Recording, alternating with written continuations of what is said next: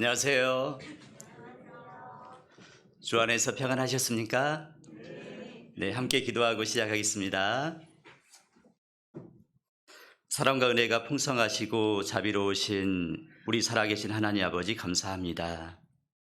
저희를 죄에서 구원해 주시고 주님의 몸된 교회 가운데 두셔서 때마다 시마다 필요한 말씀으로 공급해 주시고 그 말씀에 힘입어서 저희들 주님의 뜻에 순종하며 나아가고 있습니다. 우리의 마음을 더욱더 주님께서 말씀으로 붙잡아 주시고 또 힘들고 어려울 때마다 주님의 그 은혜의 말씀, 위로의 말씀, 능력의 말씀으로 북돋아 주셔서 신앙의 경주 온전히 끝까지 다름질할 수 있도록 도와주시기 원합니다. 주님 오실 날이 참으로 가까이 다가온 이때에 저희들 늘 깨어 주님 맞이할 준비할 수 있도록 도와주시고 우리의 삶 가운데 늘 주님께서 함께해 주시고 우리의 주인이 되어 주셔서 우리의 삶을 친히 주관해 주시길 원합니다. 우리가 구원받고 우리 마음속에 십자가 아래에서 다짐했던 그 각오들, 그 사랑이 식지 않고 더욱더 뜨거워져 주님 오실 날 참으로 잘하였도다 착하고 충성된 종아, 그 칭찬을 우리 모두가 다 받을 수 있도록 도와주시기 원합니다. 나주 지역에 이뤄져가는 많은 영혼들이 있습니다. 그 영혼들 하나님의 그 마음으로 바라보게 해주시고 이뤄져가는 모든 영혼들 한 사람 한 사람 간절한 간구 가운데 하나님 말씀 앞으로 이끌 수 있도록 하나님 저희에게 하나님의 그 긍휼함과 간절함 주시기 더욱더 원합니다. 우리 성도가 하나 되어서 주를 위해서 항상 마음을 모으고 같은 사랑으로 신앙의 그 진보를 다할 수 있도록 하나님 도와주시기 원합니다. 나주교회가 하고자 하는 그 모든 일들 하나님의 선한 뜻 가운데 순적하게 이루어질 수 있도록 해주시고 우리 성도들 각 가정에 하나님께 간구하는 그 모든 소원들이 주 앞에 응답받는 귀한 한 해가 될 수 있도록 하나님 도와주시기 원합니다. 오늘 이 자리에 함께 하여야 하나 여러 가지 사정으로 인해서 이곳에 오지 못하는 우리 성도들 있을 줄 압니다. 어떤 형편에 있든지 늘 주의 사랑으로 은혜로 함께해 주시고 항상 말씀을 사모하고 교제를 사모하는 그 마음 더욱더 주님께서 주시기 원합니다. 오늘 모든 시간 오직 주 성령님께 간절히 의지하오며 우리를 언제나 사랑하시는 고마우신 예수님 이름으로 기도드립니다. 아멘. 에베소서 6장 10절로 20절을 보겠습니다. 에베소서 6장 10절로 20절입니다.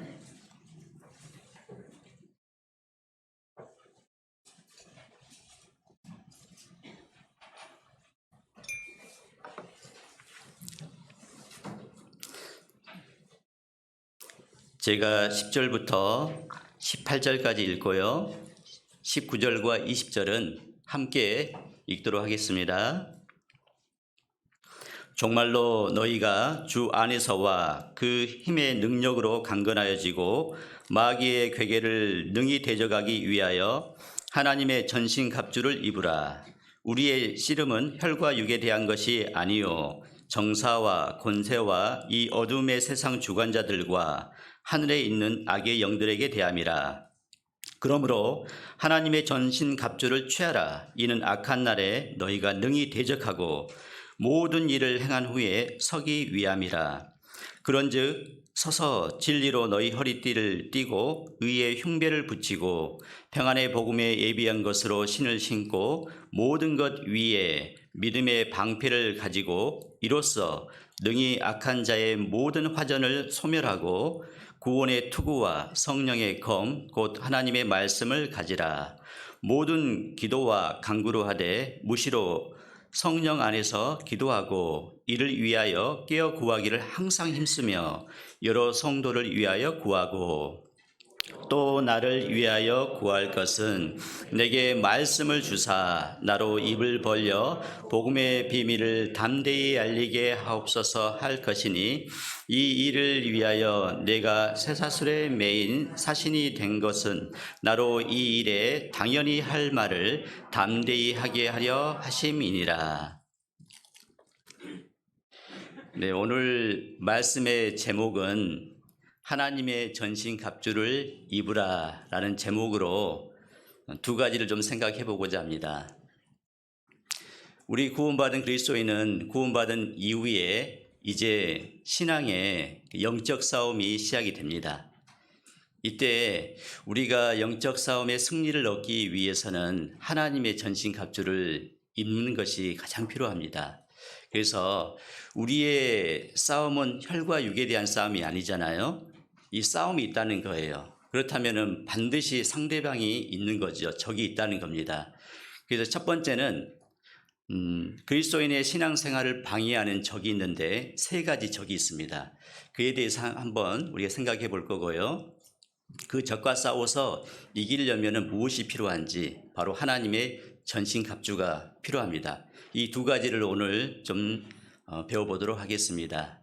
오늘 말씀을 이해하기 위해서 이 에베소서 성경이 어떤 성경인지 좀 개관을 좀 살펴보면 오늘 말씀이 훨씬 더 우리에게 힘이 되고 은혜가 되고 또 우리에게 더욱더 도전이 될 수 있을 겁니다.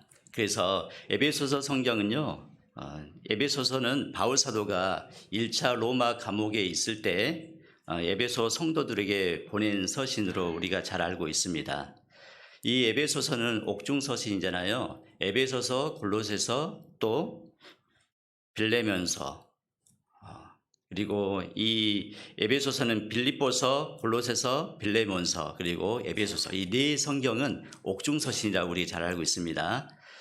그리고 이 에베소서 교회가 생성된 그것을 좀 생각해 보면 바울 사도가 2차 전도 여행 때 잠시 머물렀다가 3차 전도 여행 때 3년간 이 에베소 교회에 복음을 전하는데 눈물과 사랑으로 복음을 전한 결과 탄생된 교회가 바로 에베소 교회입니다.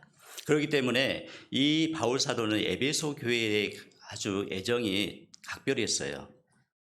그리고 이 에베소 성경은 어떤 성경보다 우리가 잘 알고 정말 잘 배워야 될 성경입니다. 왜냐하면 구원받은 이후에 이제 신앙의 성장이 필요하잖아요. 아이가 태어나면 성장이 있잖아요. 구원받고 나서 우리의 신앙이 온전히 성장하기 위해서는 우리가 어디에 거해야 되냐면 교회 안에 거해야 됩니다.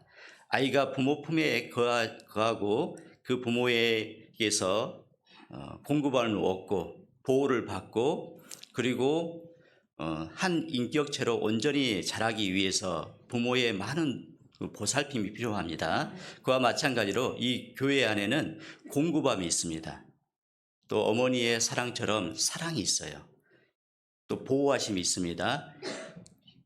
그래서 이 교회에 대해서 모르게 되면은 신앙의 온전한 성장을 이룰 수가 없습니다.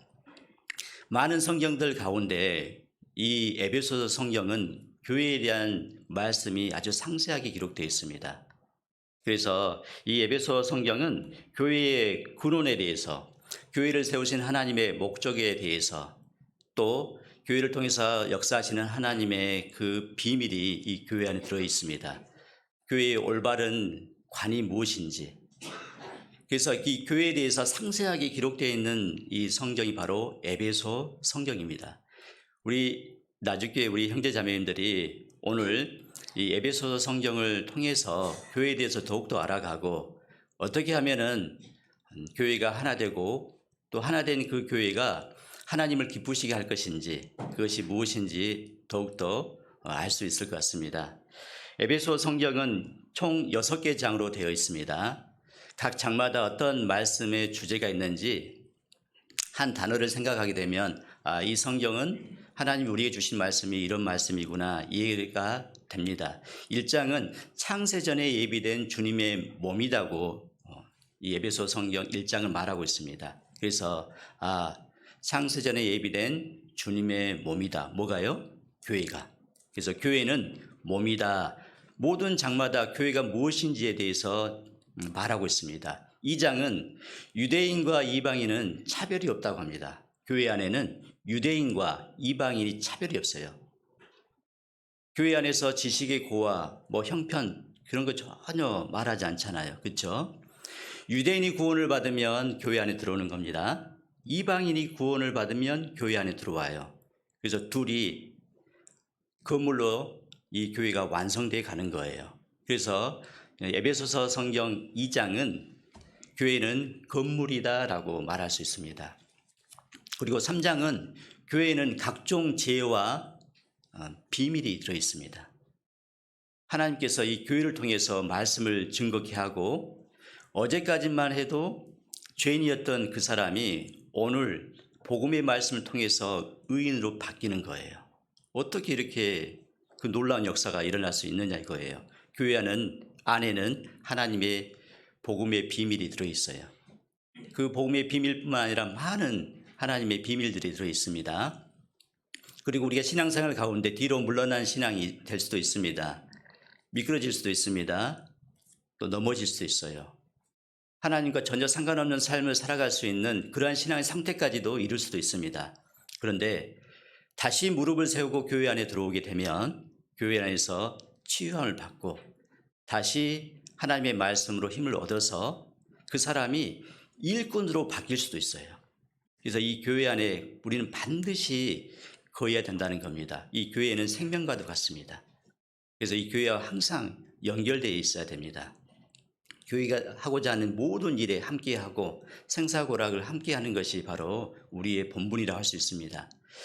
그래서 이 3장은 교회는 비밀이다라고 말합니다. 그 4장은 이제 교회 안에는 여러 부류의 사람이 있습니다. 그렇죠? 그래서 이 4장은 교회는 각각의 지체가 있다라고 말합니다. 하나님은 일꾼을 다 세우셨습니다. 일꾼을 중심으로 모든 형제자매가 성도가 연합을 해야 돼요. 같은 사랑 그리고 같은 마음, 같은 뜻을 품고 하나님이 보여주신 그 뜻을 좇아서 다름질해야 되는 겁니다. 그래서 이 4장은 교회는 지체다라고 말하고 있습니다.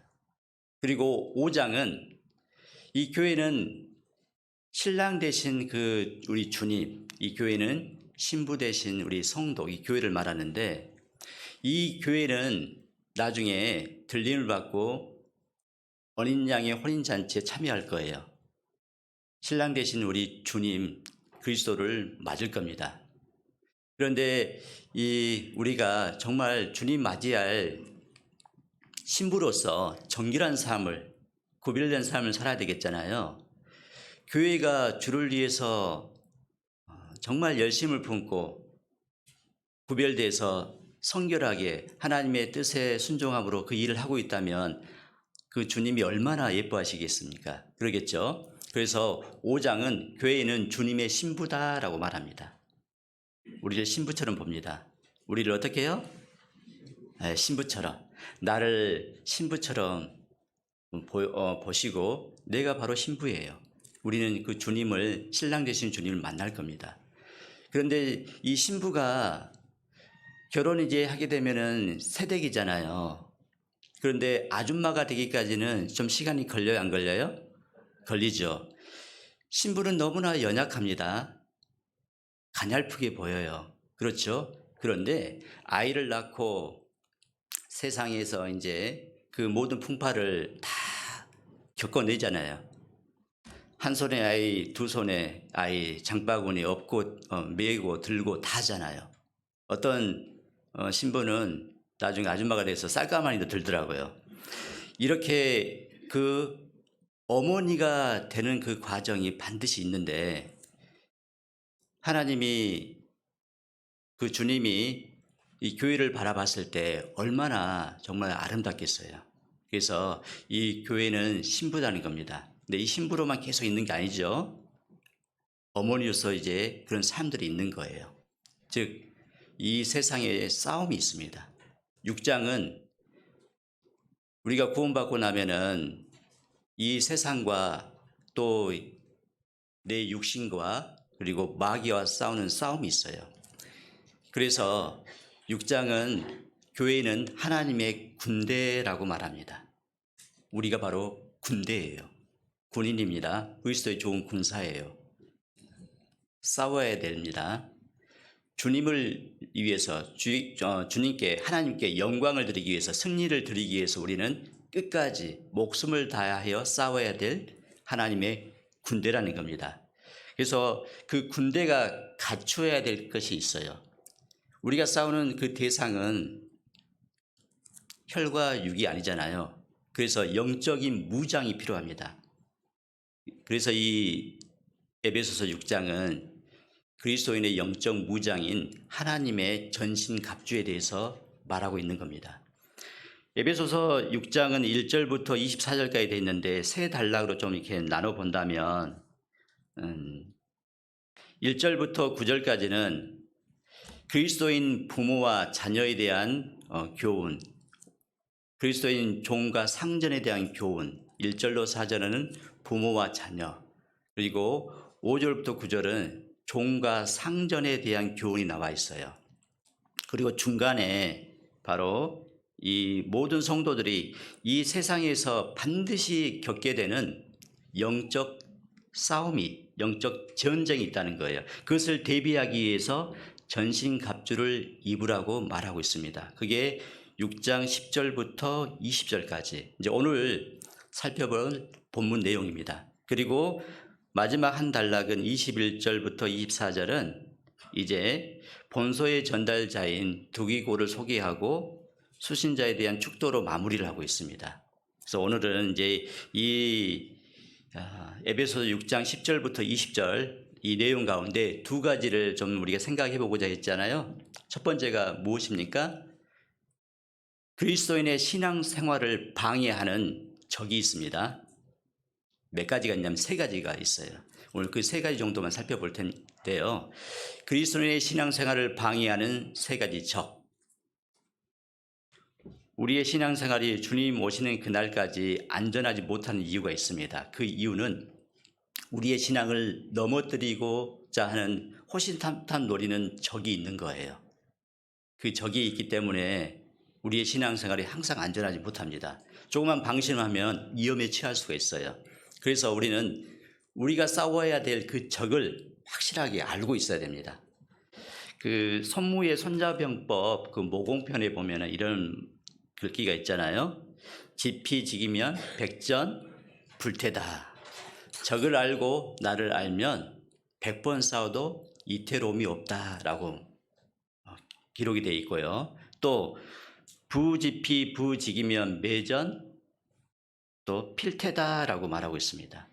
적을 모르고 나를 모르면 싸움마다 반드시 위태롭다라고 말합니다.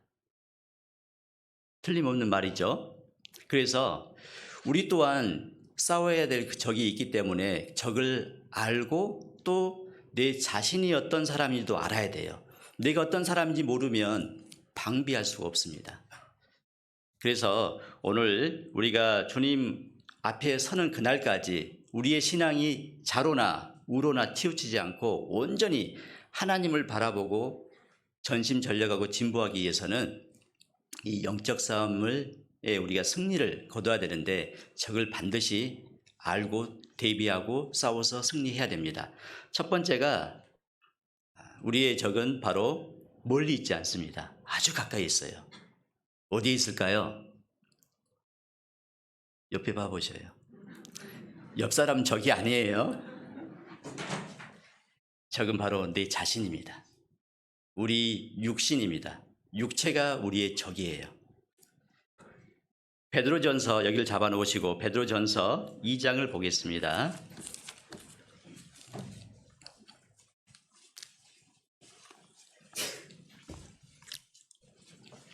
베드로전서 2장 11절 12절입니다. 제가 읽겠습니다. 사랑하는 자들아 나그네와 행인 같은 너희를 권하노니 영혼을 거스려 싸우는 육체의 정욕을 제어하라. 너희가 이방인 중에서 행실을 선하게 가져 너희를 악행한다고 비방하는 자들로 하여금 너희 선한 일을 보고 공고하시는 날에 하나님께 영광을 돌리게 하려 함이라. 하나님이 왜 육체의 정욕을 제어하라고 할까요? 육신과 계속 우리는 싸움을 할 수밖에 없어요. 왜냐하면 이 육신을 통해서 하나님이 영광 받기를 원하십니다. 그런데 내 육신을 제어하지 못하면, 육신과 싸워서 내가 지게 되면 하나님의 영광을 드러낼 수가 없는 겁니다. 12절의 끝부분에 보면은 너희 선한 일을 보고 공고하시는 날에 하나님께 영광을 돌리게 하려 함이라. 우리의 입에서 나오는 말과 우리의 손과 발에서 나오는 그 행위로 말미암아 이뤄진 영혼이 하나님께 돌아올 수 있어요. 그리고 옆에 있는 형제 자매들의 신앙을 세울 수가 있습니다. 그런데 육신에게 내가 지게 되면은 그 모든 것들이 다 무너지는 거예요. 그래서 우리의 적은 바로 멀리 있지 않습니다. 바로 내 자신, 내 육체, 내 육신입니다. 항상 우리는 내 안에 싸움이 있어요. 내 안에 싸움이 있습니다. 육체의 정욕이 있어요. 그 육체의 정욕이 성령을 거스려요. 항상 육신과 이 성령이 갈등을 합니다. 갈라디아서 5장을 보겠습니다. 갈라디아서 5장 16절 17절 함께 읽겠습니다. 내가 이르노니 너희는 성령을 좇아 행하라. 그리하면 육체의 욕심을 이루지 아니하리라. 육체의 소욕은 성령을 거스리고 성령의 소욕은 육체를 거스리나니 이 둘이 서로 대적하므로 너희의 원하는 것을 하지 못하게 하려 함이니라. 이 육체의 소욕과 성령의 소욕은 어떤 관계냐면 우호 관계가 아니에요. 대적 관계입니다. 항상 싸움이 있습니다. 우리 안에는 육신과 성령의 갈등, 그 싸움이 항상 있는 거예요. 그러면 내가 육신을 좇아 살게 되면 성령의 힘을 낼 수 없는 거예요. 즉 성령의 그 일을 할 수 없고 또 하나님이 나를 통해서 역사가 할 수 없는 거예요. 그래서 우리는 육신을 좇아서 살 것이냐 아니면 성령을 좇아서 살 거냐. 항상 우리는 두 가운데 끼어 있어서 항상 선택을 해야 됩니다. 그리고 무엇을 붙잡고 무엇을 위해서 살아야 될 건지 항상 우리는 생각하고 선택해야 되는 거예요. 그리고 행해야 됩니다. 로마서를 보겠습니다. 로마서 8장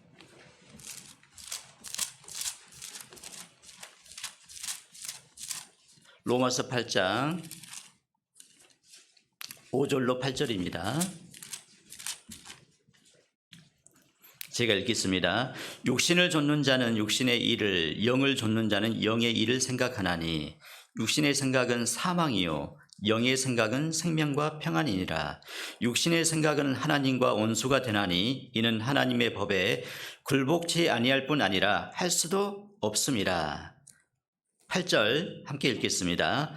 육신에 있는 자들은 하나님을 기쁘시게 할 수 없느니라. 육신의 생각에 사로잡히게 되면요, 육신의 일을 하게 돼요. 성령의 일에, 영의 일에 사로잡히게 되면 그 영의 일을 하게 됩니다.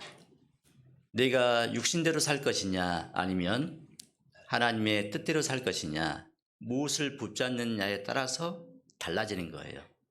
그 붙잡는다는 것은 내가 어떤 생각을 하느냐에 따라서 무엇을 붙잡을 겁니다. 그러니까 우리의 생각이 아주 중요하죠. 그러니까 육신과 항상 하나님, 육신과 또 신앙, 늘 그 가운데서 우리는 생각하고 선택하고 붙잡아야 될 겁니다. 그런데 우리는 육신을 붙잡게 되면은 그 싸움에서 지는 거예요.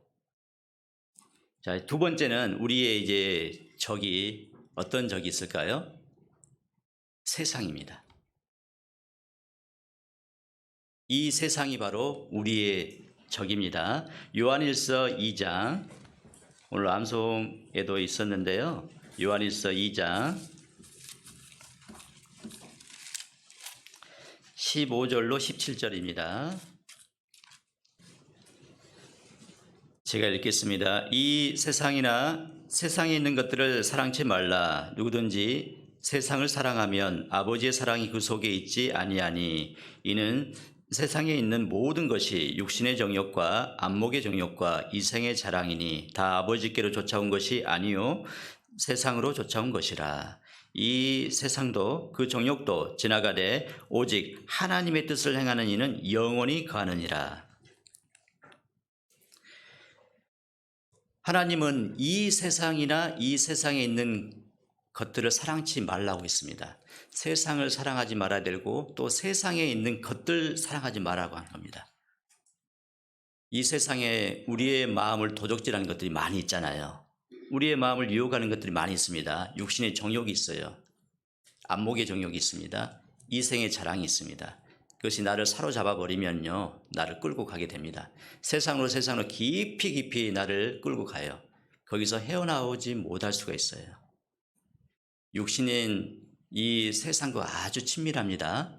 그래서 우리는 이 세상을 적으로 생각을 해야 됩니다. 우리의 신앙을 지키기 위해서는 세상과 싸워야 돼요. 즉 눈에 보이는 것, 그게 전부가 아니라는 거 우리 잘 알고 있잖아요. 우리의 돌아보는 것은 보이는 것이 아니요 보이지 않는 것이니 보이는 것은 잠깐이요 보이지 않는 것은 영원함이니라. 우리는 이제 영적인 눈이 밝아졌어요. 신령한 눈이 우리는 밝아졌습니다.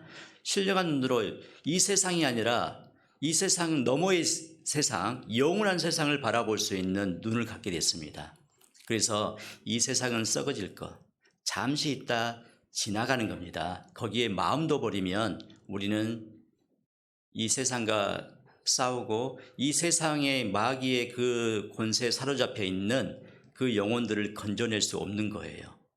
세상에 묻혀버리면 우리는 내가 사랑하는 그 사람들, 그 영혼들을 하나님께로 이끌 수가 없는 겁니다. 그래서 이 세상과 우리는 싸워야 돼요.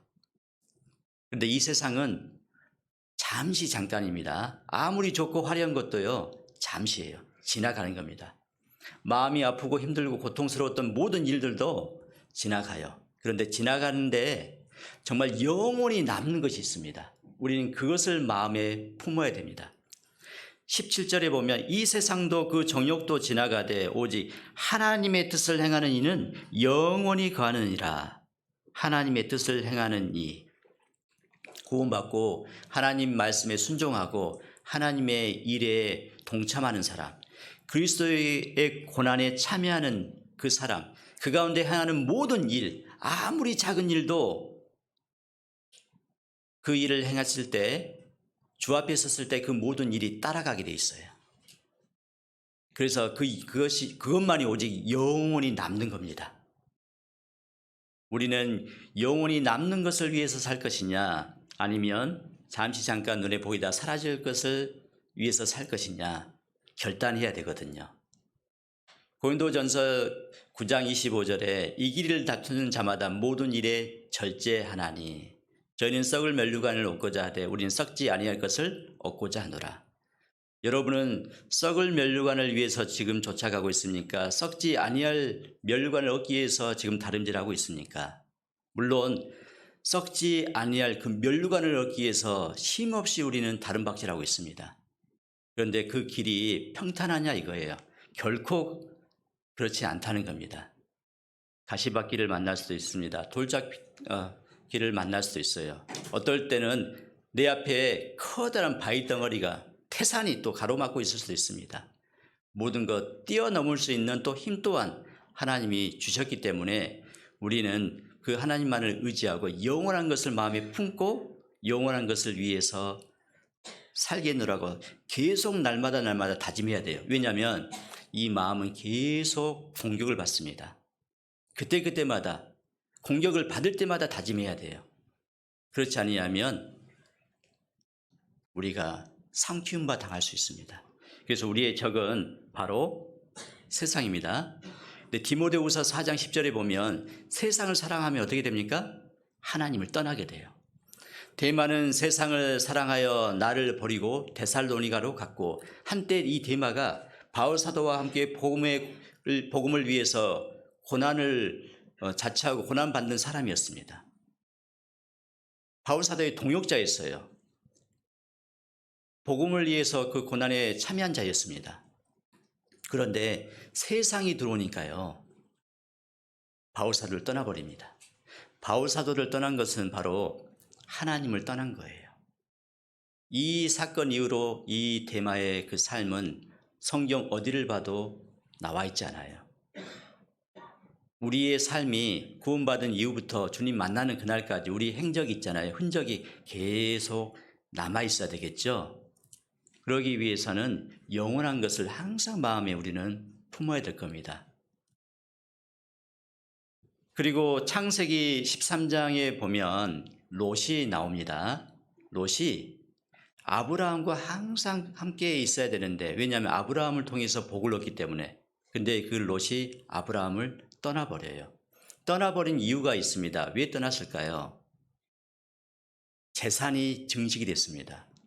처음에는 재산이 많지 않았습니다. 그런데 재산이 아브라함을 통해서 오는 복으로 말미암아 늘어났어요. 그러니까 무슨 문제가 생깁니까? 아브라함의 목자와 롯의 목자가 다투는 거예요. 싸워요. 왜요? 목초지가 부족한 거예요. 재산이 점점 늘어나자 같이 거할 수 없다. 소유가 많아서 함께할 수 없음이 롯은 알게 된 겁니다. 그래서 안 되겠구나. 좀 더 늘려야 되겠다. 재산을 좀 더. 그 좀 더라는 그 마음 때문에 그의 눈은 세상을 바라보게 된 겁니다. 요단 온들을 바라보니까 물이 넉넉해요. 소돔과 고모라가 멸망하기 전이었기 때문에 에덴 동산과 같은 거예요. 그러니까 역시 떠나버려요. 네가 좌하면 나는 우하고 네가 우하면 난 좌하리라. 이렇게 제안을 했을 때 이 롯은 어떻게 해야 될까요? 삼촌 무슨 말입니까? 나는 죽어도 삼촌과 함께, 살아도 삼촌과 함께. 삼촌이 믿는 그 하나님이 나의 하나님. 전 떠나지 않겠습니다. 그렇게 해야 되는데, 그런데 그 욕심이 들어오니까 떠나버려요. 세상을 바라보면 욕심이 들어옵니다. 우리 차단해야 됩니다. 이 세상이 나의 적이라는 것을 우리는 반드시 기억해야 됩니다. 그렇지 않으면 우리는 세상에 묻혀버릴 수가 있어요. 그리고 세 번째 이 적이 무엇이냐면 바로 사단입니다. 요한계시록 12장 9절을 보겠습니다. 사단을 무엇이라고 부르냐면 요한계시록 12장 9절입니다.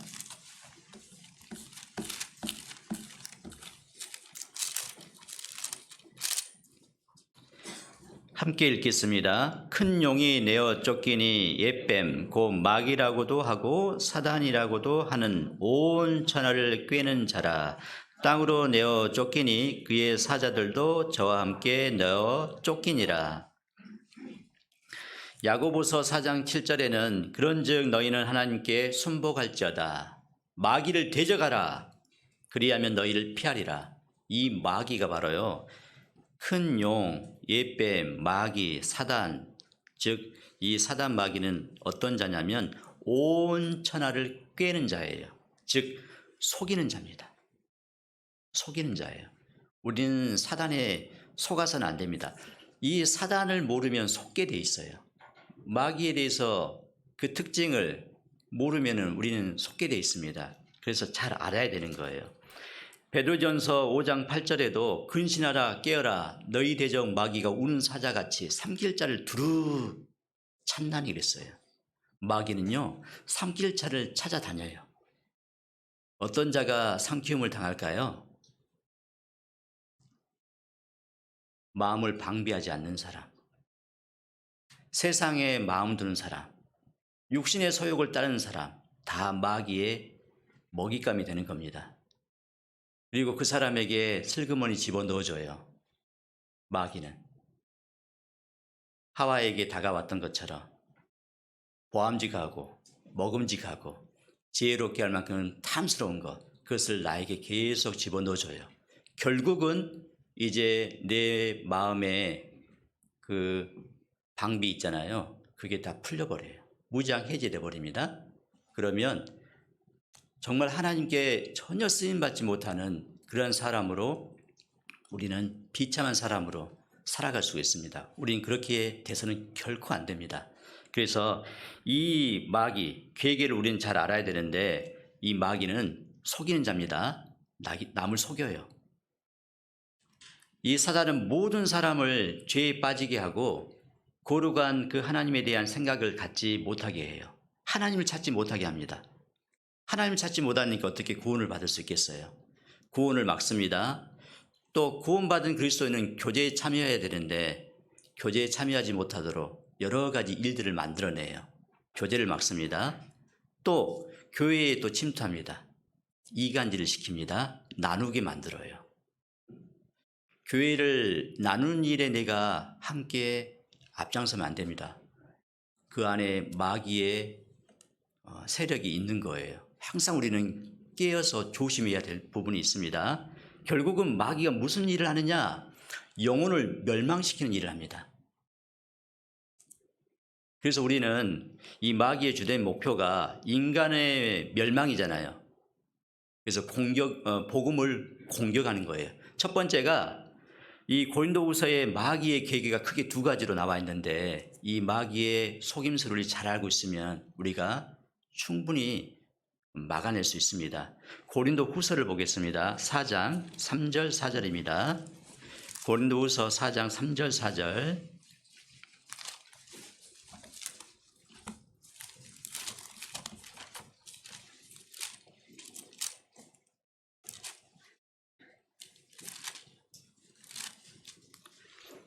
제가 읽겠습니다. 만일 우리 복음이 가리우었으면 망하는 자들에게 가리운 것이라. 그 중에 이 세상신이 믿지 아니하는 자들의 마음을 혼미케 하여 그리스도의 영광의 복음의 광채가 비치지 못하게 함이니 그리스도는 하나님의 형상이니라. 이 세상신 즉 마귀가 믿지 아니한 자들의 마음을 혼미케 하여 이 영혼의 눈을 딱 가려버려요. 그리스도의 영광의 복음의 광채가 비치지 못하게 함이니. 그래서 이 복음이 그 사람의 마음속에 들어가야 되는데 복음을 받아들이지 못하게 하는 거예요. 그래서 마귀가 믿지 않는 자들의 마음을 혼미케 합니다. 가장 중요한 게 뭡니까? 육신이 중요합니까? 영혼이 중요합니까? 당연히 영혼이 중요하잖아요. 이 몸은 흙집이에요. 가장 귀한 그 영혼을 담고 있는 집입니다. 보석함이 중요합니까? 그 안에 있는 반지가 중요합니까? 어떤 사람이 반지는 딱 함을 열고 내어버리고 보석함만 막 애지중지 품고 있는 사람, 그런 사람이 혹시 있다면 여러분들은 그 사람을 지혜롭다고 하겠어요? 어리석다고 하겠어요? 당연히 어리석은 사람이잖아요. 가장 무엇이 중요한지 그것을 모르게 만들어요. 당연한 건데 그 당연한 것을 모르게 만들어요. 영적인 가치를 아주 낮춰버린 겁니다. 영적인 가치, 이 영혼이 가장 중요한데 이 혼미케에서 영적인 눈을 어둡게 해서 영적인 가치가 뭔지 모르게 만들어요. 우리 또한 마찬가지입니다. 구원받은 우리도 무엇이 중요한지 항상 그 갈림길에서 어떨 때는 머뭇머뭇하거나 망설일 때가 있어요. 당연히 영혼 살리고 생명을 건지는 것이 중요한데도 불구하고 그렇지 못할 때가 있다는 거예요. 우리 또한 이 마귀는 영적인 눈을 가리게 만들어요. 영원한 것을 못 보게 만드는 겁니다. 이것을 우리는 항상 방비해야 됩니다. 두 번째, 이 구원받은 사람을 미혹하게 해서 우리의 삶을 아주 부패하게 만들어요. 왜냐하면 우리의 삶이 부패되잖아요. 그러면 우리를 통해서 하나님이 일할 수가 없어요. 고린도후서 11장 3절 4절입니다.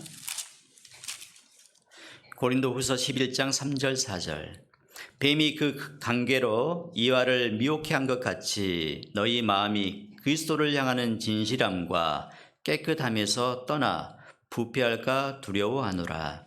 만일 누가 가서 우리의 전파하지 아니한 다른 예수를 전파하거나 혹 너희의 받지 아니한 다른 영을 받게 하거나 혹 너희의 받지 아니한 다른 복음을 받게 할 때에는 너희가 잘 용납하는구나. 이 그리스도를 향하는 마음을 빼앗아요. 그래서 뭘 보게 하냐면 세상을 보게 하고 세상의 것을 추구하게 만들어요. 그러면 우리의 삶이 이제 구별된 삶이 될 수 없는 거죠. 섞입니다. 그러면 우리를 통해서 하나님의 선한 일이 나타날 수가 없어요. 우리가 하나님의 복음의 비밀을 강하게 증거하는 이유가 어디 있습니까? 우린 두려움이 없잖아요. 그렇죠? 그런데 죄가 들어오면 두려움이 올라와요. 담대하게 사자같이 선포하는데 주저할 수 있습니다. 정말 나는 배운 것도 부족하고 가진 것도 없지만은 근데 하나님의 은혜의 복음을 내가 담고 있고 이게 너무나 소중하고 이를 위해서 살기 때문에 내가 하나님 앞에 떳떳하거든요. 죄와 구별된 삶, 성결한 삶, 거룩한 삶을 우리가 살고 있는 그런 삶 가운데서는 어떤 누구에게도 이 복음을 부끄러지 않고 담대히 전할 수 있는 그 힘이 있어요. 그게 바로 성령이 그 힘을 주시거든요. 그런데 우리가 그 죄를 허용하게 되면 자신감이 없어요. 마음속에 두려움이 생겨요. 그래서 우리는 항상 이 마귀는요, 우리 구원받은 그리스도의 마음까지 부패하게 항상 만들려고 합니다. 그것을 우리는 알아야 되는 거죠. 그렇기 때문에 우리는 무엇을 입어야 돼요? 전신갑주를 입어야 되는 겁니다. 이제 남은 시간은 하나님의 이 전신갑주, 영적인 전쟁을 우리는 해야 됩니다. 마귀와 싸워야 돼요. 세상과 싸워야 됩니다. 그리고 육신과 싸워야 됩니다. 그래서 하나님의 전신갑주를 입어야 됩니다. 본문 보겠습니다. 에베소서 6장 11절 마귀의 괴계를 능히 대적하기 위하여 하나님의 전신갑주를 입으라. 이 전신갑주는 전신 온몸에 이 갑옷과 투구를 입는 것을 말하는 겁니다. 전신에 있는 몸 전체에 입는 갑옷과 투구가 바로 전신갑주예요. 이 전신갑주에는요, 창을 비롯한 공격 무기가 있고 또 이 갑옷 그리고 방패 등 방어 무기가 있어요. 즉 공격 무기와 방어 무기로 완전히 우리는 무장한 완전 군장 상태가 바로 전신갑주예요. 공격 무기도 있고 방어 무기도 있습니다. 이 모든 것을 무장한 완전한 군장 상태가 바로 전신갑주를 입은 상태입니다. 어느 하나도 없으면 안 돼요. 그래서 우리는 이 에베소서 6장에 교회는 하나님의 군대라고 했잖아요. 그 군대가, 그 군사가 취해야 될 것이 바로 영적 무장인데 그게 바로 무엇이냐? 하나님의 전신 갑주입니다. 우리는 눈에 보이는 적과 싸우는 것이 아니잖아요. 눈에 보이지 않는 적과 싸웁니다. 즉 마귀는 영적 피조물이잖아요. 세상의 무기로는 무용지물이에요. 그래서 하나님의 전신갑주가 필요한 겁니다. 우리는 하나님 주시는 전신갑주로 우리를 자신을 무장하지 않으면 마귀의 계계에 얼마든지 넘어질 수 있습니다. 그리고 결국은 질 수밖에 없습니다. 피할 수밖에 없어요. 그래서 첫 번째 전신갑주, 그 영적 무장이 무엇이냐? 그것은 바로 14절에 그런즉 서서 진리로 너희 허리띠를 띠고, 첫 번째 전신갑주는 진리의 허리띠입니다. 허리에 띠를 띠라고 했잖아요. 허리에 띠를 띠는데 이 허리는 몸의 중심에 있습니다. 그렇죠? 중심 기준이 잘 이렇게 잡아줘야지, 무게 중심이 있어야지만 흔들리지 않잖아요. 우리 허리가 바로 무게 중심이라고 할 수 있는데 허리에 띠를 띠는데 무슨 띠를 띠냐? 바로 진리의 띠를 띠라는 거예요. 진리의 띠. 요한복음 17장 17절에 저희를 진리로 거룩하게 하옵소서. 아버지의 말씀은 진리니이다. 이 허리에 진리의 띠, 다른 띠는 안 돼요. 진리의 띠를 띠어야 됩니다. 즉 진리가 아버지의 말씀이잖아요. 말씀으로 우리의 허리에 띠를 띠어야 돼요. 그래야지만 힘이 거기서 나와요. 여러분들 역도 선수들 올림픽 경기에 보면 역도 선수들이 무거운 역기를 들잖아요.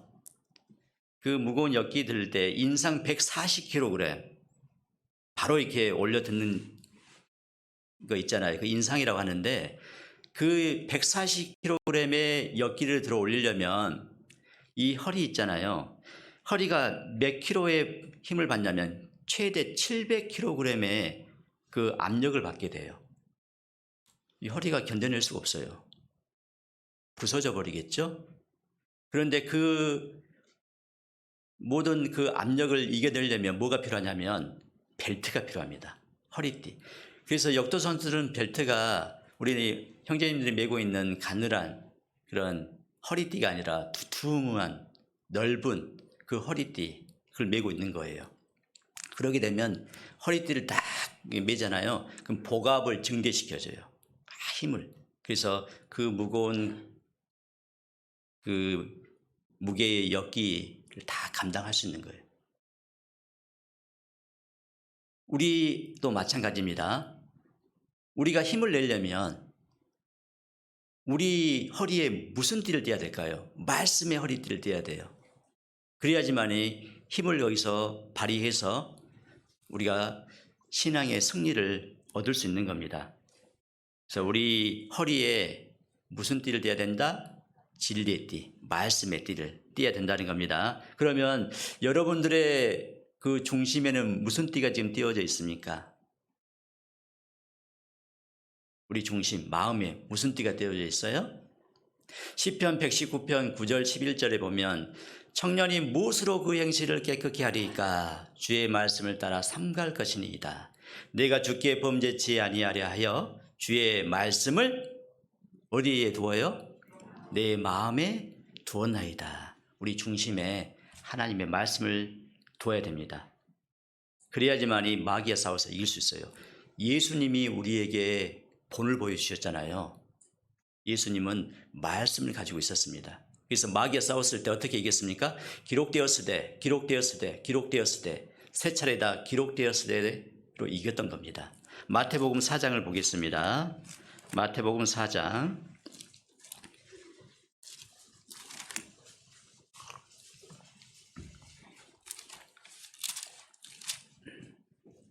첫 번째 마귀의 시험이요.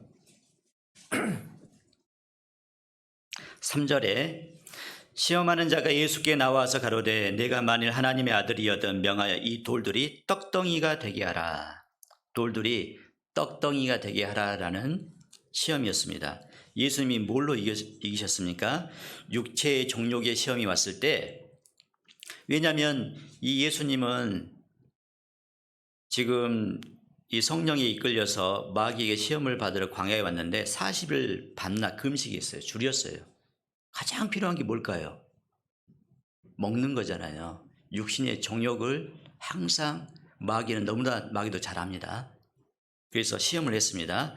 예수님이 어떻게 이겼냐면 4절에 예수께서 대답하여 가라사대 기록되었으되 하나님이 사람이 떡으로만 살 것이 아니요 하나님의 입으로 나오는 모든 말씀으로 살 것이라 하였느니라 하시니 예수님은 기록되었으되 이 말씀을 이겼던 겁니다. 신명기 성경에 사람이 떡으로만 살 것이 아니요 하나님의 입으로 나오는 모든 말씀을 살 것이라. 그 말씀이 없었으면요 기록되었으되가 안 나와요. 두 번째 또 시험이 있었습니다. 두 번째 시험 5절 이에 마귀가 예수를 거룩한 성으로 데려다가 성전 꼭대기에 세우고, 안목의 정욕이죠. 가로되 내가 만일 하나님의 아들이여든 뛰어 내리라. 기록하였으되 저가 너를 위하여 그 사자들을 명하시리니 저희가 손으로 너를 받들어 발이 돌에 부딪히지 않게 하리로다 하였느니라. 교묘하게 마귀도 인용하죠. 그런데 이 예수님은 정확한 확실한 말씀이 있었습니다. 그래서 7절에 예수께서 이르시되 또 기록되었으되 주 너의 하나님을 시험치 말라 하였느니라 하신대.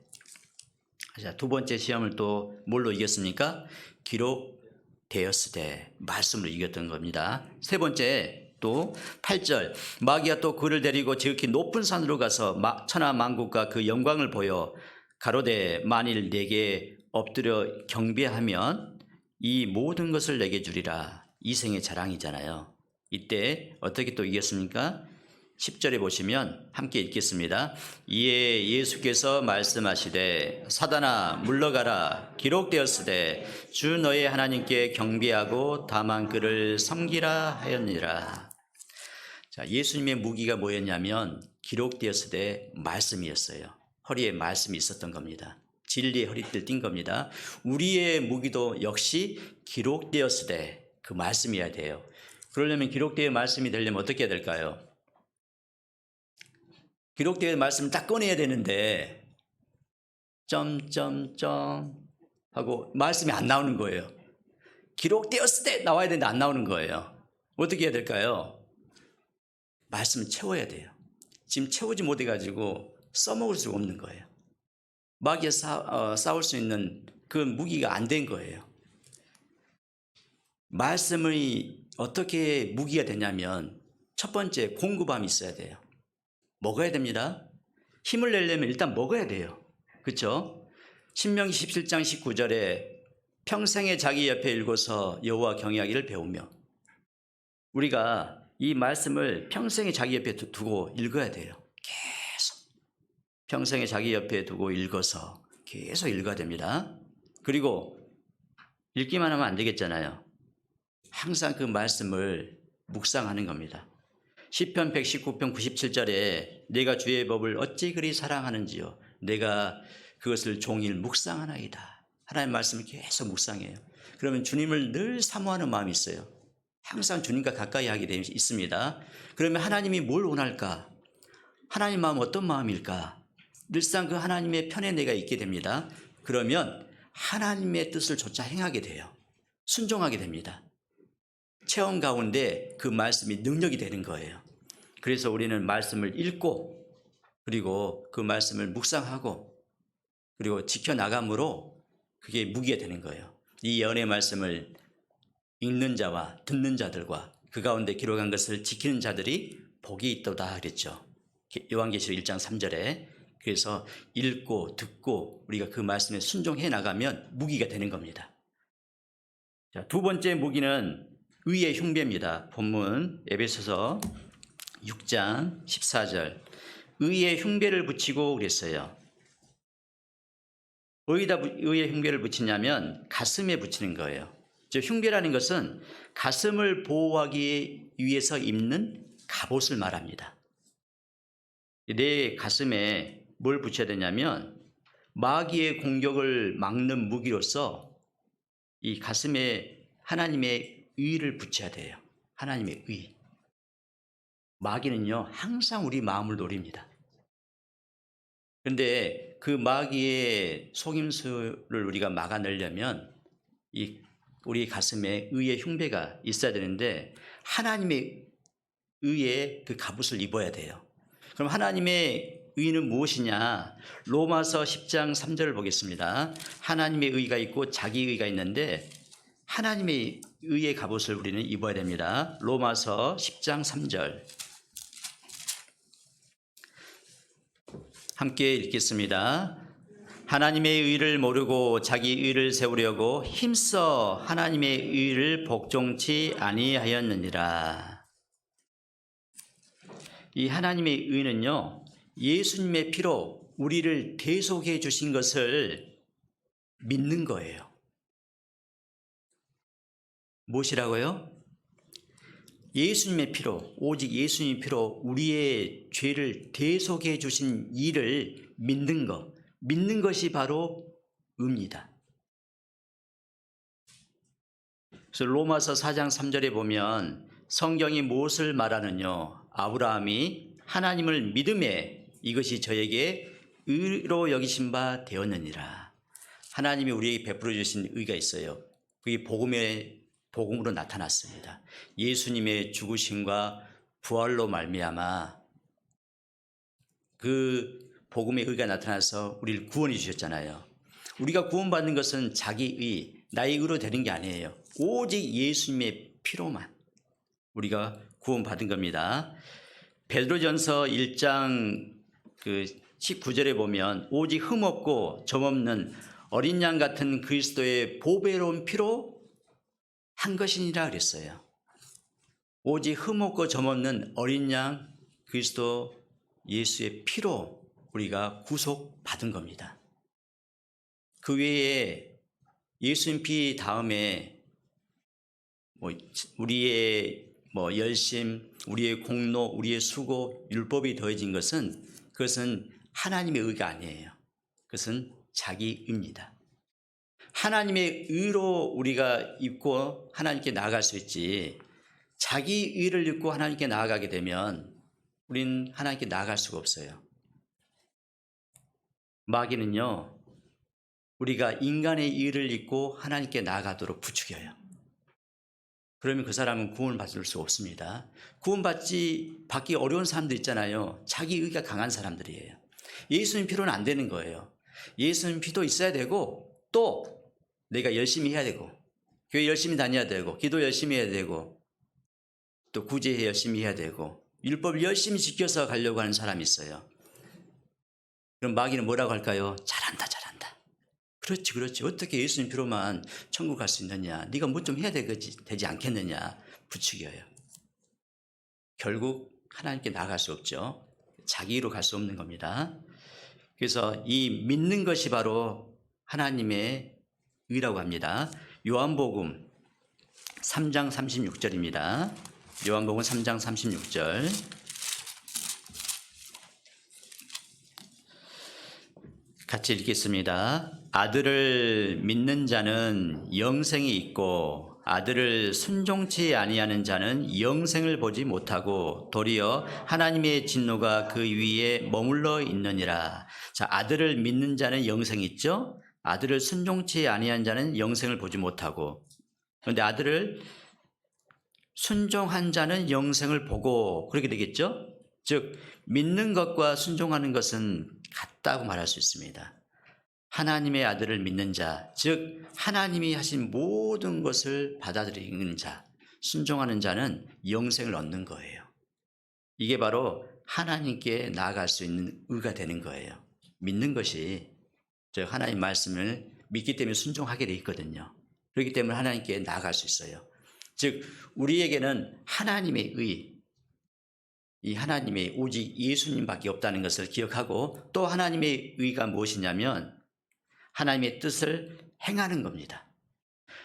마태복음 6장 33절에 보면 너희는 먼저 그의 나라와 그의 의를 구하라. 그리하면 이 모든 것을 너희에게 더하시리라.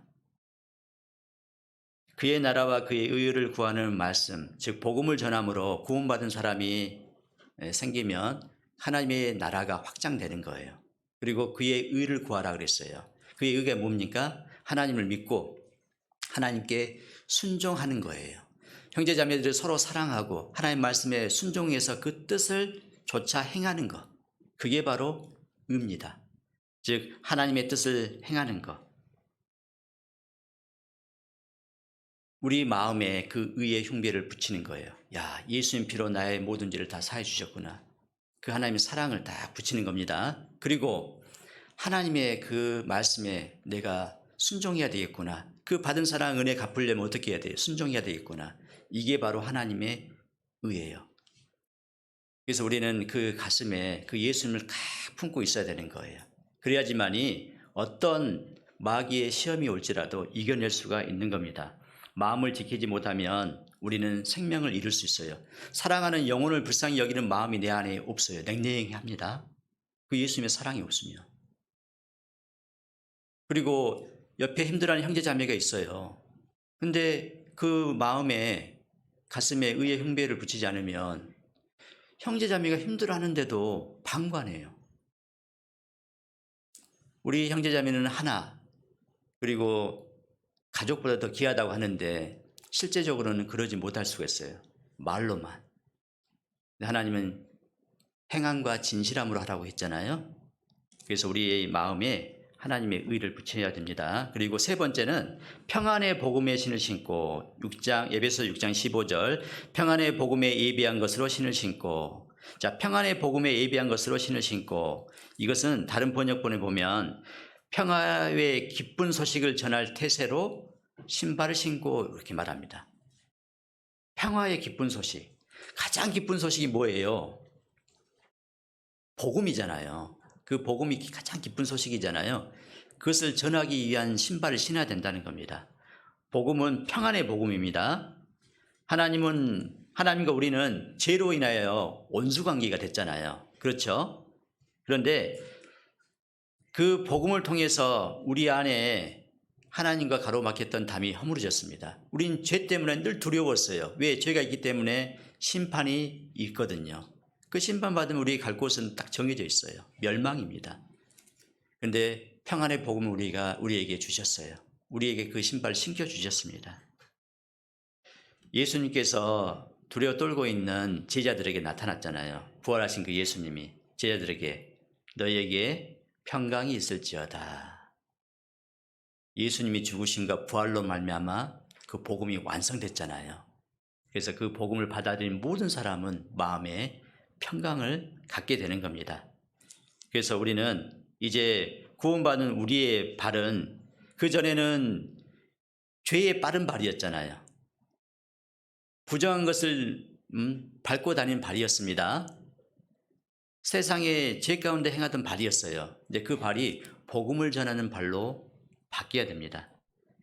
구원받은 우리의 발이 회개하고 돌아온 탕자의 그 모습을 통해서 우리가 좀 생각해 볼 수 있는데요. 누가복음 15장을 보겠습니다. 누가복음 15장 22절로 24절 누가복음 15장 22절로 24절 제가 읽겠습니다. 아버지는 종들에게 이르되 제일 좋은 옷을 내어다가 입히고 손에 가락지를 끼우고 발에 신을 신기라. 그리고 살찐 송아지를 끌어다가 잡으라. 우리가 먹고 즐기자. 이 내 아들은 죽었다가 다시 살아났으며 내가 잃었다가 다시 얻었노라 하니 저희가 즐거워하더라. 아버지가 두 아들이 있었잖아요. 근데 둘째가 재산을 다 가지고 먼 나라 가서 허랑방탕 다 탕진해 버렸습니다. 근데 이 아들이 자신의 죄를 깨우치고 아버지께 회개하고 돌아오잖아요. 이때 아버지는 받아주셔요. 바로 회개한 탕자가 우리였잖아요. 죄 가운데 행하던 우리였는데 하나님께 회개하고 돌아왔을 때 하나님이 우리에게 그 복음을 베풀어 주셔요. 이때 이제 아버지가 주신 것이 있어요. 제일 좋은 옷을 내어다가 입히고 제일 좋은 옷이 무엇일까요? 밍크 코트? 구원의 옷이잖아요. 의의 겉옷. 그걸 하나님이 입혀주셨어요. 또 손에 가락지를 끼고 이건 뭐예요? 손에 가락지를 낀다는 것은 내 아들이다 라고 약속해 준 거예요. 구원 받았을 때 우리를 하나님의 자녀로 삼아주셨잖아요. 그리고 또 발에 신을 신기라. 죄 가운데 행하던 하나님의 품을 떠나서 멀리 갔던 그 발, 이제는 그 발로 하나님을 떠나지 말라, 아버지를 떠나지 말라 하고 발에 신을 신겨준 거예요. 아버지 안에 그 품에 거하라는 거예요. 그리고 떠날 때가 있어요. 언제 떠납니까? 복음을 들고 떠나야 돼요. 살찐 송아지를 끌어다가 잡으라 그랬어요. 나를 구원하기 위해서 죄 없는 짐승이 희생당했습니다. 나를 구원하기 위해서 죄 없는 예수님이 희생당하셨어요. 예수님이 대신 죽은 거예요. 그로 말미암아 우리가 대신 산 거잖아요. 죽었다가 다시 살았다고 했습니다.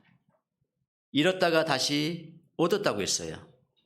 죽었던 영이 제3으로 말미암아 구원받아서 즉 성령을 우리가 통해서 성령을 받아서 하나님과 연결된 거예요.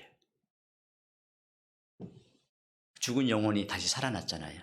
성령에 인쳐진 그 구원. 성령으로 말미암아 우리가 구원을 받게 됐잖아요. 깨달아서 성령이 우리가 구원받도록 깨닫게 해주신 거예요. 그로 말미암아 이제 하나님과 내가 연결된 겁니다. 그래서 우리는 이 발로 이제 주님만을 사랑해서 그 주님의 은혜의 복음을 전하는 그 복음 전도의 그 발이 돼야 됩니다. 로마서 10장을 보겠습니다. 가장 아름다운 발이 어떤 발일까? 복음을 전하는 발이겠죠. 로마서 10장 14절 15절 함께 읽겠습니다. 그런즉 저희가 믿지 아니하는 일을 어찌 부르리요? 듣지도 못한 일을 어찌 믿으리요? 전파하는 자가 없이 어찌 들으리요? 보내심을 받지 아니하였으면 어찌 전파하리요? 기록된 바 아름답도다. 좋은 소식을 전하는 자들의 발이여 함과 같으니라. 우리 나주교회 형제자매님들 세상 나주 지역뿐만 아니라 전국 아니면 이 세상 땅끝까지 어디까지 영혼이 있는 곳은 다 찾아갈 수 있는 찾아가서 복음을 전하고자 하는 마음 있죠? 0.5초 늦었어요. 그런 마음이 다 있을 거예요. 사랑하는 영혼이요 나주에만 있는 게 아니라 서울에 있고 부산에 있어요. 내 자식이, 내 부모가. 그러면 어떻게 해요? 찾아가요? 안 가요? 가죠. 아름다운 소식을 전하러 갑니다. 복음을 들고 가게 돼 있어요. 그래서 우리는 그 아름다운 발, 하나님이 평안의 복음의 신을 신겨주셨잖아요. 우리는 그 복음 들고 정말 이제 우리는 떠나야 될 겁니다. 또 어떤 발이 아름답냐? 형제 자매를 돌아보는 발, 그 발이 아름답습니다. 잠언 27장 23절에 내 양떼의 형편을 부지런히 살피며 내 소떼에 마음을 두라 그랬죠. 히브리서 10장 24절에는 서로 돌아보아 사랑과 선행을 격려하며 그랬어요. 우리는 지금 코로나19 이 전염병 지금 창궐에 있잖아요. 이 가운데서도 우리 사랑하는 형제자매 형편을 돌아보는데 힘써야 될 거예요.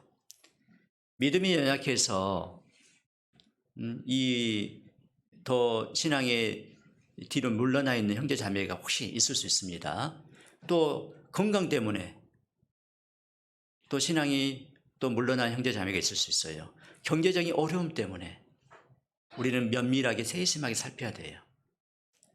양떼를 보면요, 어른 양도 있고 또 어린 양도 있고 병든 양도 있고 또 고집 센 양도 있을 거예요.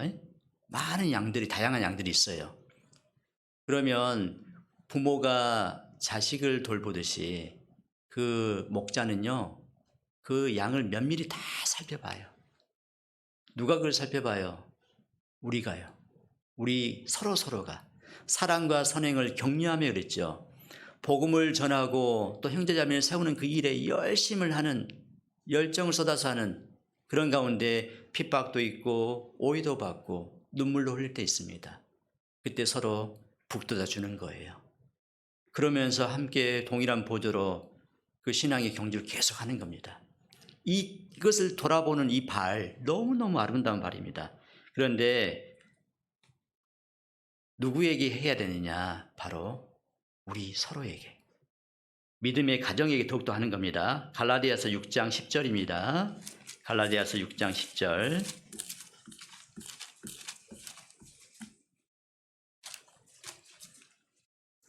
갈라디아서 6장 10절 함께 읽겠습니다.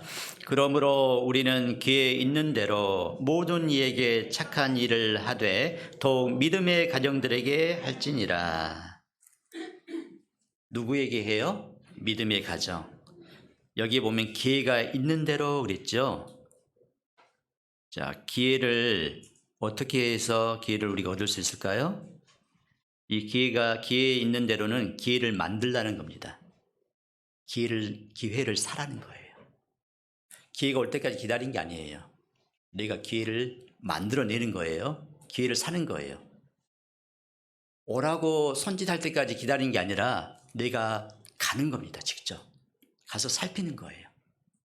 그냥 빈손으로 가는 게 아니에요.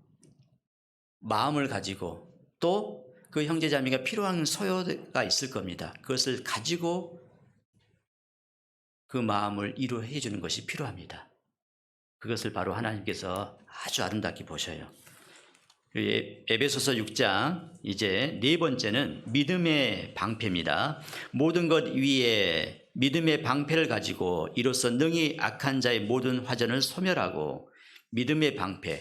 이 방패는요, 전쟁할 때 적의 칼, 창, 화살 따위를 막아내는 무기잖아요. 이 방패 아주 중요합니다. 창이 나한테 날아와요. 화살이 날아옵니다. 그럼 어떻게 할 겁니까? 방패로 막아내야 되겠죠? 우리는 이 마귀의 무기가 뭐냐면 화전입니다. 화살을 마귀가 쏘아대는 거예요. 이때 막아낼 수 있는 게 무엇입니까? 뭘로 막아낼 거예요? 방패입니다. 그런데 무슨 방패냐? 믿음의 방패예요. 이 화살은 불화살이에요. 화전, 불화살. 즉 죽이는 화살입니다. 우리의 신앙을 죽이는 화살을 계속 쏘아야 돼요. 그것을 막아내고 승리하려면 어떻게 해야 될까? 믿음의 방패가 있어야 되는 거예요. 마귀가 쏘아대는 그 화살 가운데 어떤 화살이 있냐면 미움의 화살이 있습니다. 미움의 화살 맞고 이 화살을 빨리 제거하지 않으면 나에게서 하나님의 사랑이 나타날 수가 없어요. 그래서 이 미움의 화살을 받게 되면 무슨 일이 생기냐면 다툼이 일어납니다. 내가 미움이 생기면요, 있으면 다투게 돼 있어요. 가만히 있을 수가 없어요. 잠언 10장 12절에 미움은 다툼을 일으켜도 사랑은 모든 허물을 가리우느니라. 눈을 감아도 생각나요. 그렇죠? 눈을 감아도 생각이 나. 어떤 사람이 나에게 모욕감을 준 사람, 나를 무시했던 사람. 그러다 보면은요, 분이 차가지고 못 견뎌요. 그러다가 나중에는 다투게 돼 있어요. 마귀는 그 미움의 화살을 쏘아댑니다. 그럼 어떻게 막아낼 겁니까, 그것을? 오직 미움의 화살을 막아낼 수 있는 것은 사랑입니다. 사랑으로 막아내는 거예요. 사랑을 바탕으로 한 믿음의 방패가 필요한 거예요. 그러지 않으면 못 막아냅니다. 잠언 17장 9절에 허물을 덮어주는 자는 사랑을 구하는 자요. 그것을 거듭 말하는 자는 친한 벗을 이간하는 자니라. 우리는 이 사랑으로 내가 미워하는 그 사람 덮어주는 겁니다. 우리는 1만 달란트 빚진 자였습니다. 다 탕감받았어요. 근데 100데나리오 빚진 자, 그 동간을 잡아다 감옥에 쳐넣었잖아요. 1만 달란트 빚진 자였다면 나는 죄인 중에 괴수였잖아요. 그런데 내게 실수하고 잘못한 그 사람의 허물을 덮어줄 수 없다. 이거 말이 안 되죠. 왜 우리가 형제자매의 잘못과 허물을 덮어주지 못하죠? 그 중심에 용서하지 않기 때문에 그렇습니다. 마태복음 18장 35절에 보면 너희가 각각 중심으로 형제를 용서하지 아니하면 내 천부께서도 너희에게 이와 같이 하시리라. 이 1만 달란트 빚진 자, 또 100데나리오 빚진 자 동간이 있었잖아요. 이 이야기 하시면서 이 말씀을 끝으로 하시거든요. 너희가 각각 형제를 중심에서 용서하지 아니하면 내 천부께서도 이와 같이 하시리라. 하나님과 내가 용서를 못 받으면 어떻게 됩니까? 내 죄로 말미암아 나는 멸망받을 수밖에 없죠. 그런데 우리는 하나님의 사랑으로 용서를 받았어요. 그래서 하나님과 우리는 이제 아버지와 아들의 관계가 됐습니다. 그런데 구원받은 내가 형제자매의 허물을 덮어주지 못한다면 내 천부께서도 이와 같이 하시리다. 용서하지 않겠다는 겁니다. 즉 나와 하나님과의 교제가 단절된다는 거예요. 하나님께 아무리 기도해도요, 하나님 받아주지 않아요. 먼저 그거 해결하라는 겁니다. 그래서 우리는 중심에 용서를 해야 됩니다. 용서하려면 어떻게 돼요? 사랑이 있어야 됩니다. 그 사랑으로 우리는 형제자매를 용서해 줘야 됩니다. 그리고 두 번째, 염려의 화살을 쏘아야 돼요. 염려의 화살. 마태복음 6장 31절에 보면 그러므로 염려하여 이르기를 무엇을 먹을까, 무엇을 마실까, 무엇을 입을까. 이 염려가 계속 올라옵니다. 지금같이 어려운 시기에 이런 염려가 계속 올라와요. 마귀는 이 염려의 화살을 계속 쏘아야 됩니다. 이때 우리는 어떻게 해야 될까요? 믿음이 필요합니다. 어떤 믿음? 하물며라는 믿음이 필요합니다. 마태복음 6장 30절.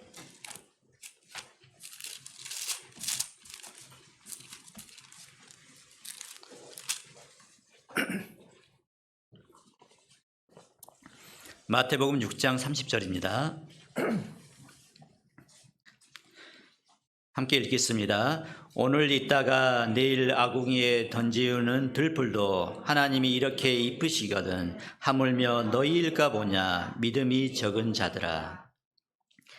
자, 하물며라는 게 있어야 돼요. 공중의 새도 들풀도 내일 아궁이에 던질 그 들풀도 하나님 다 이렇게 입히시는데 하물며 너희일까 보냐.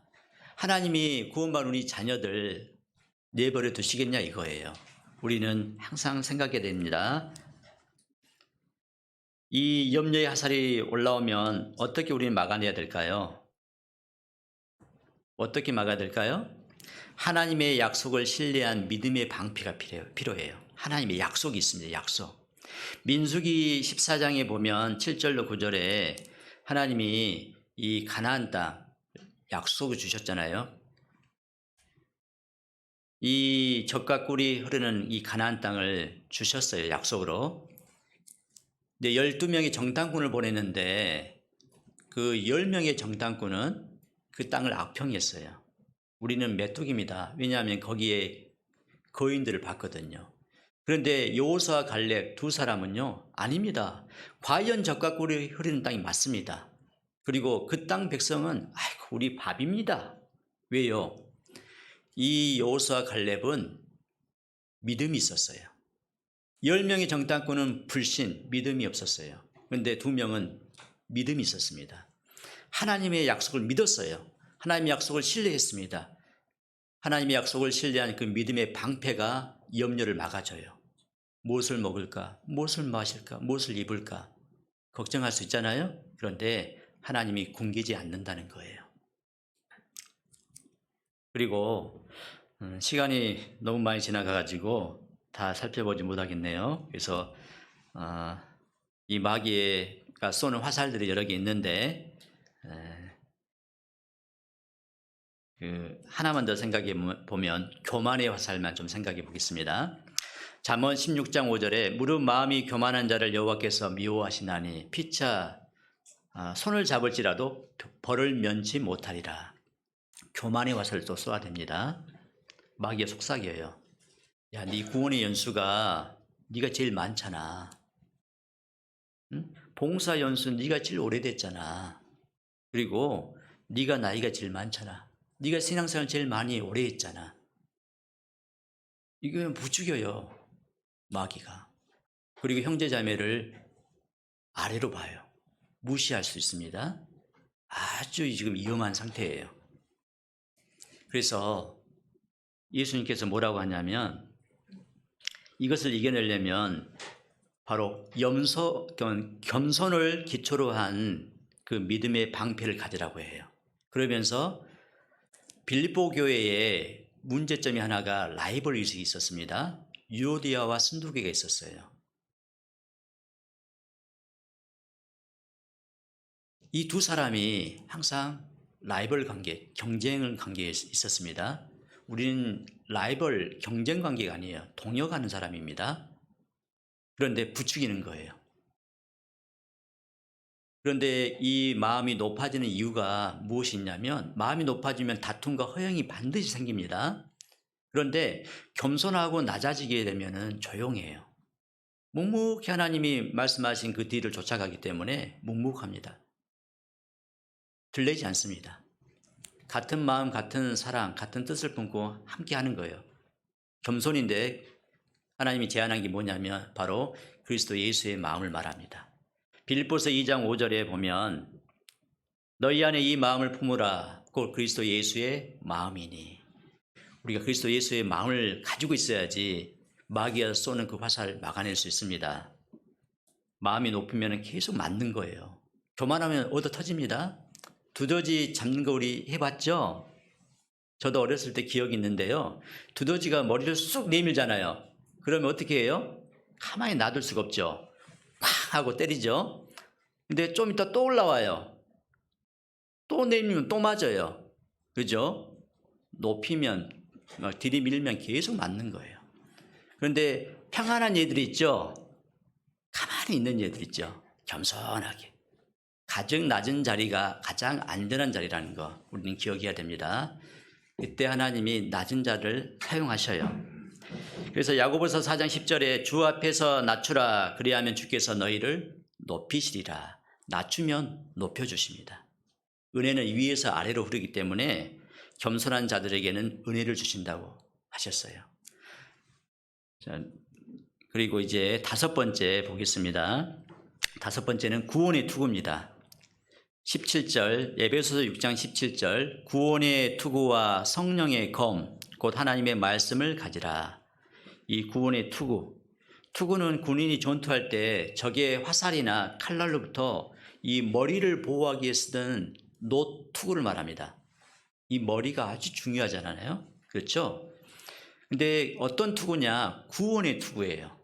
우리 신앙생활에서 영적인 싸움에서 가장 중요한 게 뭐냐면 구원의 확신이에요.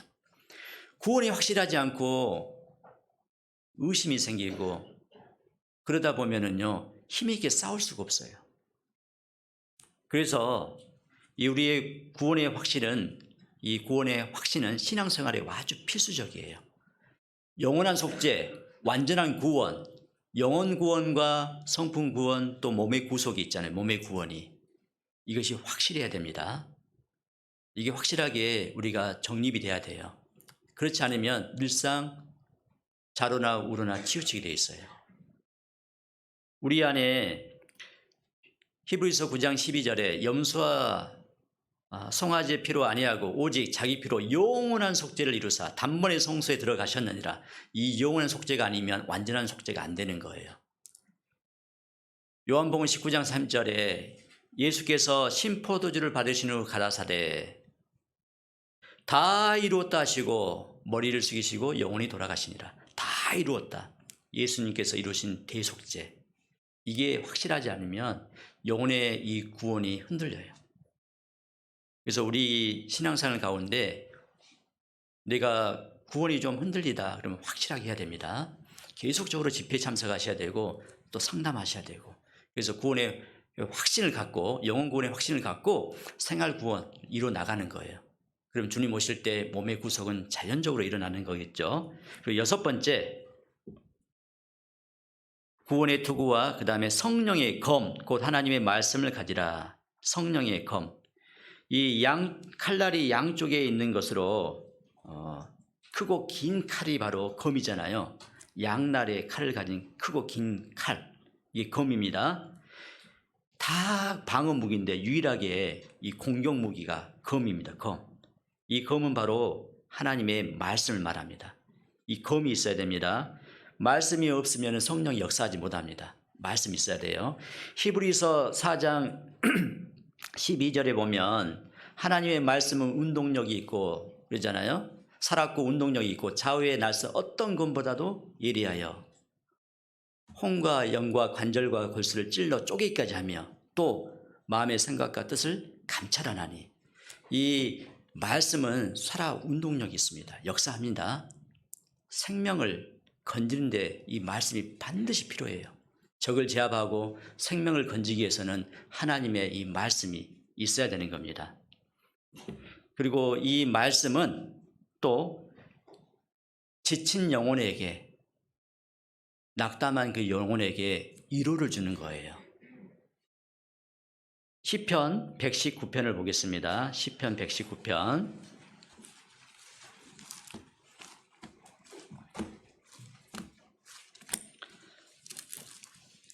49절 50절입니다.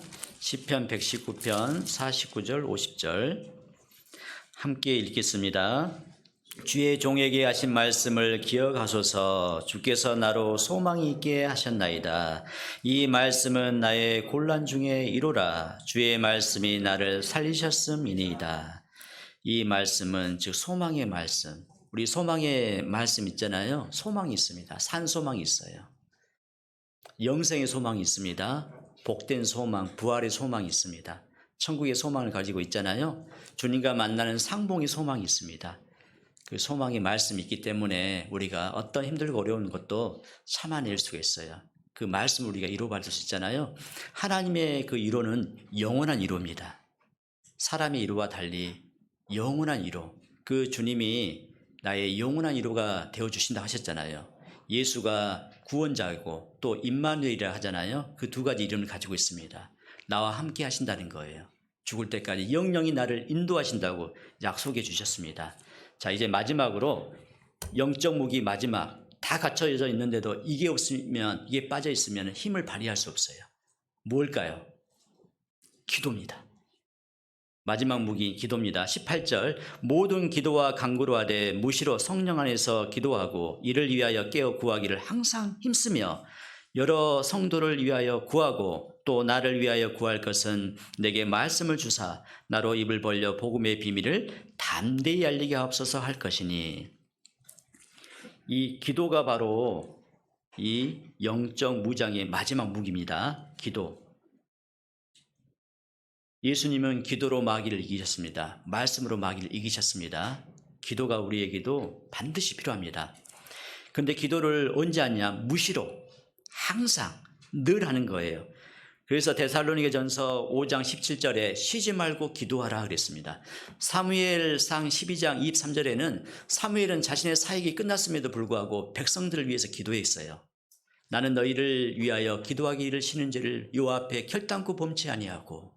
우리 자신을 위해서도 기도하지만 형제자매의 기도의 부탁을 받을 때 있잖아요. 그때 어떻게 합니까? 기도를 메모를 해놨는데 금방 잊어버려요. 놓쳐버립니다. 나중에 기도 응답을 받게 되잖아요. 내가 그때 기도했다면 그 기도의 응답을 받음으로 또 하나님의 칭찬이 나에게 있을 텐데 내가 놓쳐버렸어요. 그럼 어떻게 해야 됩니까? 놓치지 않으려면 기도 부탁이 있을 때 그 듣는 순간 같은 마음으로 간증할 때 기도하는 거예요. 그리고 아침과 저녁으로 또 상기해서 기도하는 겁니다. 그리고 또 이 기도를 누구를 위해서 하냐면 19절에 보면 나를 위해서 구할 것은 그랬어요. 일꾼을 위해서 기도해 줘야 돼요. 앞서서 일하는 사람을 위해서 기도해 줘야 됩니다. 또 복음 전하는 자를 위해서 기도해 줘야 돼요. 복음을 들고 나가는 형제 자매가 있습니다. 어떻게 해야 됩니까? 몸은 따라가지 못해도 우리 마음은 함께 해야 되겠죠. 기도가 따라가야 됩니다. 그래서 그때 바로 복음의 비밀을 담대히 알릴 수 있는 그 강력한 힘이 나타나는 거예요. 그래서 우리 이제 형제 자매님들 이 기도에 힘써야 될 겁니다. 기도하는데 기도가 잘 안 될 때가 있어요. 왜 잘 안 되냐? 열왕기하 4장에 보면 수넴 여인의 아들이 죽었는데 게하시하고 엘리사 두 사람이 아들을 살리는 방법을 보면 게하시는 지팡이를 얼굴에 댔잖아요. 듣는 모양도 소리도 없어요. 돌아버렸습니다. 그런데 엘리사는 어떻게 했어요? 그 죽은 그 수넴 여인의 아이가 놓인 방에 가가지고 문을 닫았어요. 열왕기하 4장 32절 34절에 보면 들어가서는 문을 닫으니 두 사람뿐이라 그랬어요. 우리가 기도하는데 항상 마귀는 이 기도의 강력함을 알기 때문에 방해합니다. 그래서 기도를 온전하게 못하게 하는 거예요. 그래서 우리는 기도할 때 문을 닫아야 됩니다. 엘리사는 자신에게 능력이 없다는 걸 알고 있었어요. 기도의 능력이 있다는 걸 알고 있었습니다. 그래서 이 엘리사는 먼저 문을 닫았어요. 하나님께 기도하기 위해서. 어떤 문을 닫았습니까? 염려의 문을 닫았어요. 미움의 문을 닫았어요. 원망의 문을 닫았습니다. 또 불평과 욕심의 문을 닫았어요. 그 문을 열어놓으면 그것들이 들어와가지고 온전히 하나님께 기도하지 못하게 합니다. 그러면 우리는 어떤 문을 또 열어놔야 될까요? 하나님 앞에 하나님 긍휼히 여겨주십시오. 긍휼의 문. 영혼을 불쌍히 여기는 하나님의 마음, 저도 그 마음 주십시오. 긍휼의 마음. 긍휼의 문을 열어놔야 됩니다. 사랑의 문을 열어놔야 돼요. 또 믿음의 문을 열어놔야 됩니다. 확실하게 하나님이 약속대로 이루어주신다. 또 모든 것을 주신 것을 믿기 때문에 감사의 그 문을 열어놔야 됩니다. 그렇게 했을 때 하나님이 역사하십니다. 그래서 오늘 이제 정리를 해보겠습니다. 하나님의 전신갑주를 입으라라는 제목을 가지고 두 가지를 생각해 봤습니다. 우리의 적이 있다는 것. 신앙생활을 방해하는 세 가지 적. 무엇이 있었습니까? 첫 번째, 육신, 육체가 있을 거예요. 두 번째는 세상. 세 번째는 사단 마귀가 있습니다. 그것을 위해서 우리가 무장해야 될 하나님의 전신갑주가 있었죠. 첫 번째는 진리의 띠입니다. 두 번째는 의의 흉배. 세 번째는 평안의 복음에 예비한 신. 네 번째는 믿음의 방패. 다섯 번째는 구원의 투구. 여섯 번째는 성령의 검. 일곱 번째는 기도. 야, 우리 나주교회 형제자매들은 영적인 무기 다 갖추신 분들이네요. 너무나 잘 알고 계십니다. 혹시라도 내가 부족한 것이 있으면은 반드시 갖춰야 됩니다. 언제부터요? 지금부터. 그래야지만이 영적 전쟁에 승리할 수 있고 하나님께 그 영광을 돌릴 수가 있습니다. 함께 기도하겠습니다. 우리를 사랑하시는 하나님 감사합니다. 우리를 구원해 주실 뿐만 아니라 하나님의 거룩한 몸된 교회 가운데 두셔서 남은 삶을 하나님이 도와주셔서 그 하나님의 도우심으로 또 살아갈 수 있도록 해주신 것 감사합니다.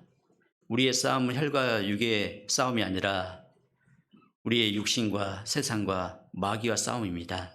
하나님의 전신갑주 영적 무장을 통해서 승리함으로 이뤄진 영혼을 건져내고 또 힘들어하는 형제자매들 돌아보는 일 부족함 없도록 하나님 할 수 있도록 도와주시고 모든 것 하나님께서 홀로 영광 받으시기를 원합니다. 우리 나주교회 형제자매님들 그 삶을 늘 하나님께 가까이 붙여서 오직 주만 섬기고 주를 기쁘게 드리는 귀한 주의 자녀 될 수 있도록 축복해 주시기 간구합니다. 우리를 언제나 사랑하시는 예수님 이름으로 기도드립니다. 아멘.